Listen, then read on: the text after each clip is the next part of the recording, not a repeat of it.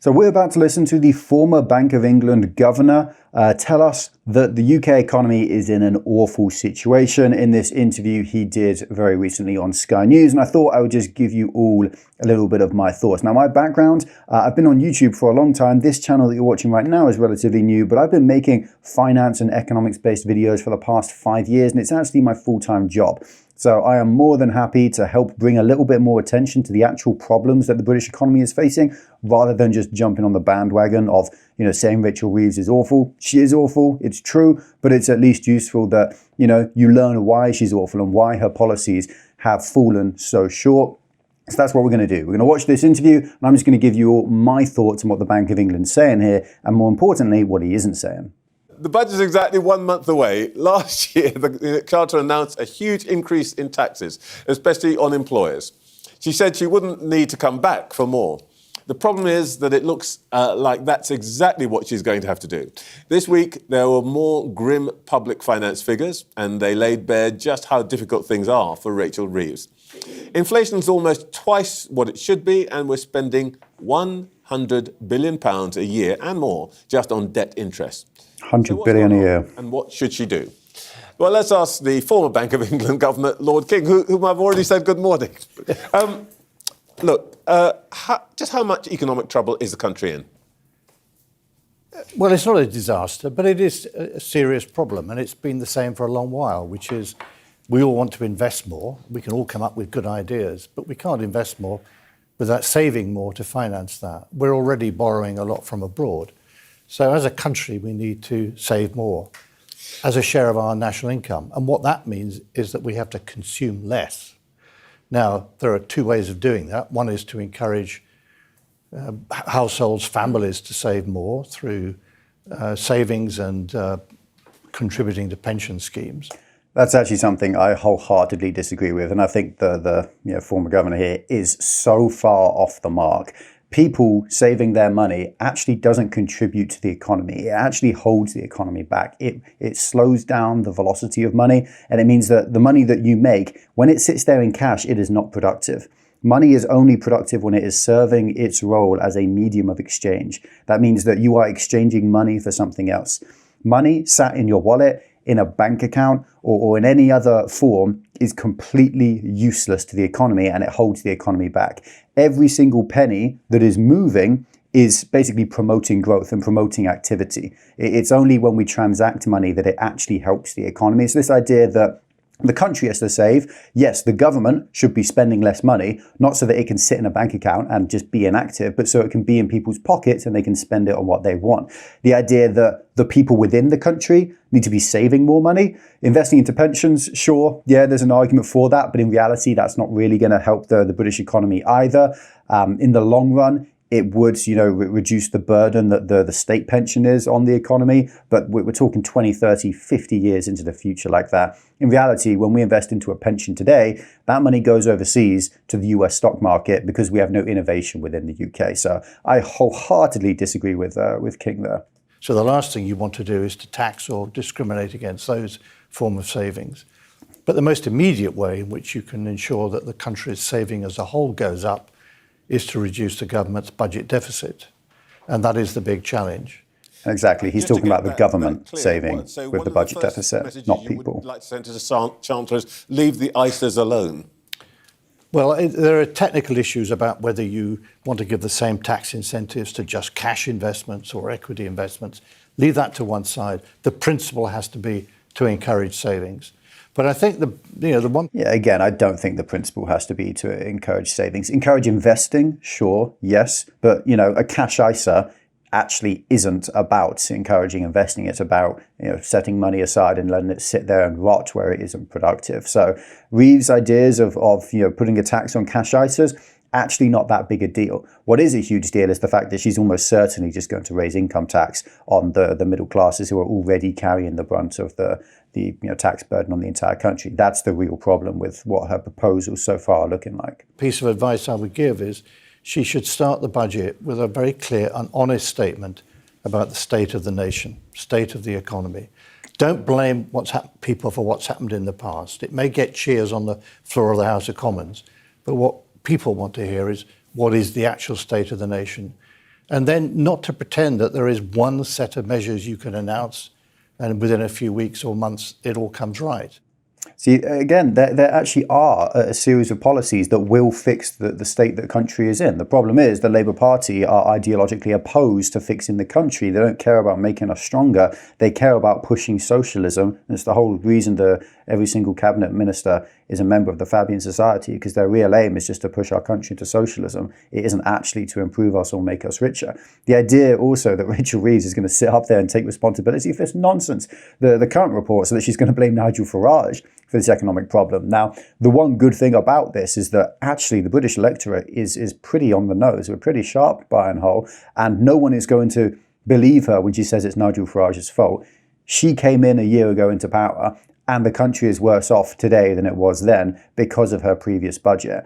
There's no way in hell that she's going to get away with tax rises without it impacting her polling and the Labour Party's polling in general. And that's a good thing. They shouldn't be able to scare away from this issue and blame Nigel Farage and have people actually believe them. It doesn't. It takes a long time.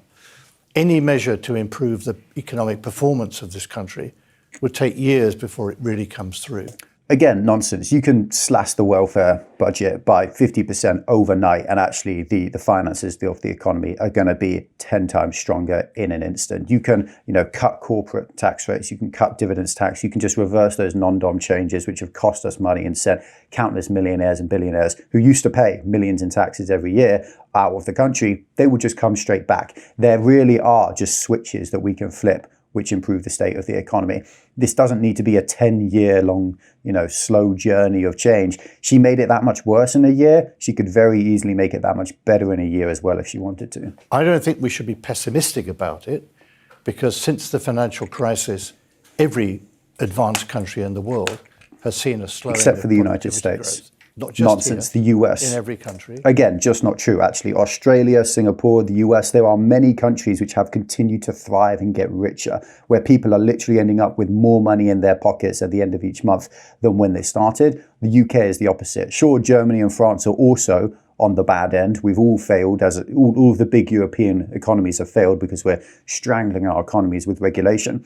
But he literally just said there is no advanced economy that hasn't seen productivity growth. That's literally a lie.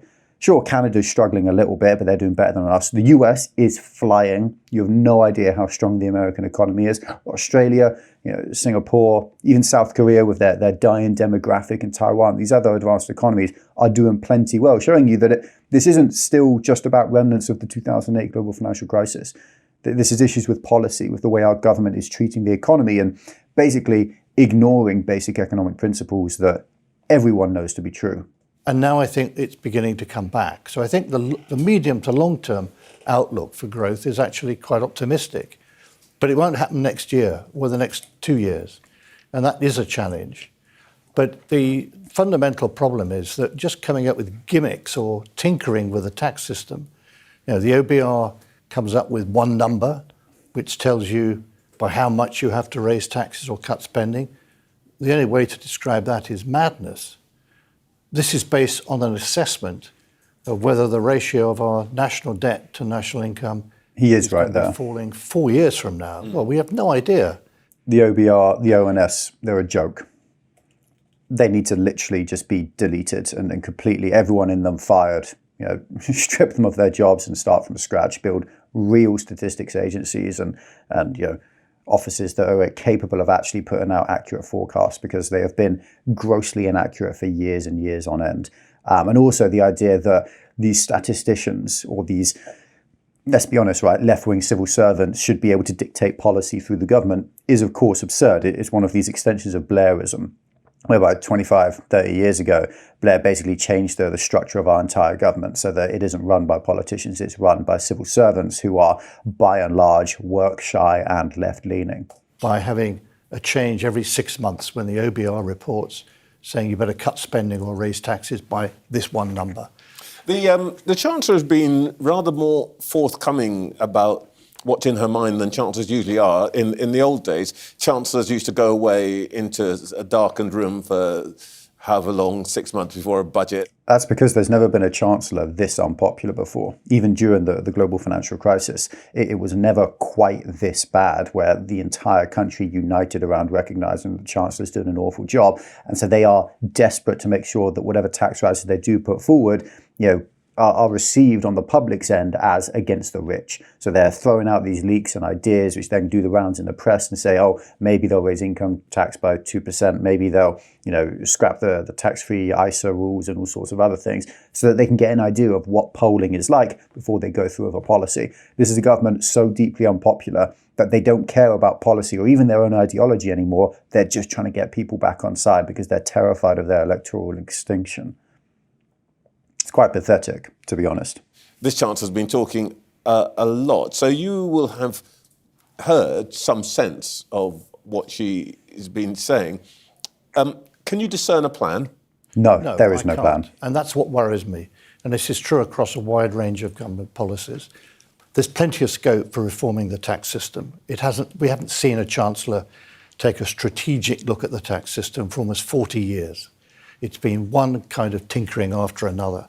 And that's created a mess and excessively complex. So, take property taxation.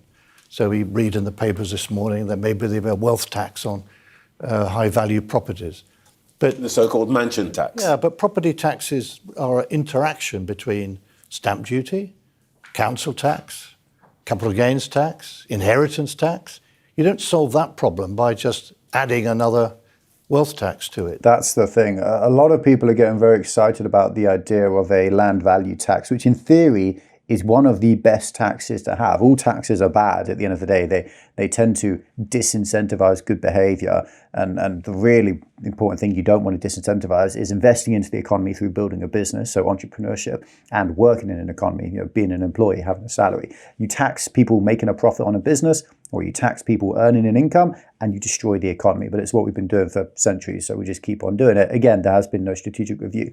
A land value tax is the idea that you tax the unimproved value of the land. So actually, when you own a lot of land, if you are one of these aristocrats who was born into a 20,000 acre estate, you're taxed on the unimproved value of that land, which incentivizes you to build, to use that land for economically, active things, to help people and fix the housing crisis by building houses and all sorts of things on it. It's a very good tax. The problem is it would only ever be added onto council tax and stamp duty. It would never be used to replace the subpar property taxes that we currently have. It would just be added on top as an extra way to raise revenue, which is obviously a bad thing. So what it needs, and what I would advise her to do, is to set up a group of people who in 12 months look deeply at all aspects of the tax treatment. Again, 12 months, this is indicative of just the leisureliness of the British aristocrats and the elite class in the UK, the globalists. They genuinely are just hamstrung by the idea that everything has to take a long time, that you have to go through these bureaucratic nightmare cycles. Why does it need to be a 12-month cycle of people reading about economics? You can read 10 economics books in a week and then have a really solid idea of how taxes work and how incentives work and what we should and shouldn't be doing. There was absolutely no need whatsoever for this to be a 12-month process. But, Lord King here is symptomatic of that aristocratic class, where the only thing that really matters is procedure and process and bureaucracy, and not just fixing the damn problem in the first place. Other sorts of savings and wealth to come up with a coherent view as to what it should look like. And that doesn't seem to happen. What happens is the OBR produces just before the budget one number, and then they look which is wrong, always. They always get the number wrong. Was written on the back of a fact packet about how you can raise an extra few billion here or a few billion there. That is not coherent tax strategy. And you could do a great deal by thinking it through first. Well, you can't see an overall strategy, but just here and now, is she going to have to raise taxes? Obviously, come on. Actually, the tax revenues it's not even a question at this point. She expected haven't actually been coming through. Well, I think she probably will find a way of trying to raise tax revenues, though I have no means of knowing what she wants to do or not. But it doesn't make sense to think of that in terms of, here's one number I've got to raise this year, and then my problems are over. It needs to be seen in the context of the entire Parliament. And that is one of the problems that we've had for several years now. This rolling 4-year horizon allows governments to say, well, towards the end of that period, we're going to cut government spending a lot. So the OBR are then forced to say the plans seem to fit the fiscal rules, but the government doesn't spell out what kinds of cuts in spending are implied by that. So you have to have a coherent plan for both taxes and spending. And it's not something that you can just do in a month or two. It has to be something based on a coherent plan. Social care, for example, is a big issue in terms of not just care, but also the financing of it. That's been postponed and pushed down towards the end of this Parliament. Same issue about financing, the health service. There are a whole series of areas of policy where a serious plan for how you want to reform how the public sector works is needed. He is right there. And the one good thing that I do thank him for is bringing attention to the idea that the OBR should not be writing policy. First of all, they are just wrong more often than not. They are very bad at their jobs, but also they are not sovereign. Democracy is sovereign. Parliament is sovereign. At the end of the day, yes, I hate Labour. They're a useless government, incredibly inept. But at the end of the day, they were elected in under our parliamentary system, and they do have a right to at least try before they're voted out of office, as they inevitably will be. The OBR has hamstrung that and stopped them. And if it stops the left from doing it, it will stop the right from doing it when they're implementing their plans as well in the future. So it is an issue that needs to be fixed. I guess, of course, she might say, yeah, it's great that we might have a plan, but we are faced with current pressures. And one of those, of course, is inflation. We have higher inflation. Because of her spending increases. Large economy. Do you the think government spending money, let's make this perfectly clear, is inflationary. Inflation is simply a mismatch in demand and supply. It's when there's too much for demand for goods and services and not enough supply. So prices correct and they raise to make that, put that relationship between demand and supply back into equilibrium. When the government goes out and starts spending more money, and that's exactly what they've done, that increases demand in an economy and that increases prices, that causes inflation. It is a direct inflation rate. You're about to see Lord Mervyn here basically deny that and not want to get political and try and avoid stating that, yes, her policies are inflationary, when any basic GCSE level educated economist would tell you that's the case. Any responsibility for that level? Of course she does. Or is this, as she would always put it, inherited? And again, he's going to backtrack here and say, oh, well, it's the Bank of England and they will get inflation down. Yes, the Bank of England is also responsible for keeping inflation in check, but monetary and fiscal policy have to be looked at together. You can't separate them out. They do not work and operate in vacuums. We are one economy where monetary and fiscal policies right now are basically having opposite views on. And because Labour have taxed the economy into a decline, into shrinking in GDP real per capita figures, into per person figures. Well, now the Bank of England is cutting interest rates when they should be raising them because inflation is too high. It's a complete and utter mess. And despite what Lord Mervyn King's about to say, actually, no, the Bank of England has not done the right thing here. They've failed. Well, I don't think it's a question. I think central banks around the world allowed inflation to rise, in this case, to over 11% in this country. That's now been tackled, and I think that problem is not a serious one at present. But for ours, we're what, 3.8%? Yeah, twice target? But I think the bank will try and bring it down to 2%, and I see no reason why they can't do that. Depends on their willingness to be tough and do that. I don't really understand King's unwillingness to just speak like a normal person. He's acting like he's a politician here. I know he's a lord, but the House of Lords are not real politicians, are they? He's acting like he's going to get trapped up in his own words, refusing to answer questions. Just say, yes, it is her fault, or no, it isn't her fault. Why are you going on about, oh, the Bank of England will fix it, I'm sure they are capable of that? That's not what the question was. Stick to the script. So I don't think that's the biggest issue facing us or the government. The big issue facing us is how on earth we're going to save more as a country to finance investment. And that means, I think, changing the balance between taxes and spending. That may need adjustments on both sides of that. But the way to do that is not to have an instinctive reaction to just one number that the OBR plucks out. Really, I think what King is doing here is just trying to influence Reeves into looking into this in a broader point of view and not expecting to be able to fix her problem this year. And that's true. Her problem will not be fixed this year. Next year it will be worse, and the year after it will be worse. Tax raises, almost always in a high tax economy already like we are, fail to raise what they anticipate they would. Right? It's called the Laffer curve. Arthur Laffer, the guy he didn't invent it, but he sort of coined the term, the Laffer curve. He literally just came out with a brand new book on economics. I think it's prosperity through growth. Basically teaching you how economics works on a macro scale, on a wide economy scale, and how you can have a wealthy economy where everyone's rich, like in Singapore or like in the United States, where I don't think people realize just how wealthy Americans are. Anyway, I'll leave it there because King doesn't really go on to say anything else of note. But again, new style of content for the channel. Let me know your thoughts on this. Let me know if you enjoy it, if you hate it, if I should make more videos like this or less. I'm just trying a few new things out, and we'll see how it goes.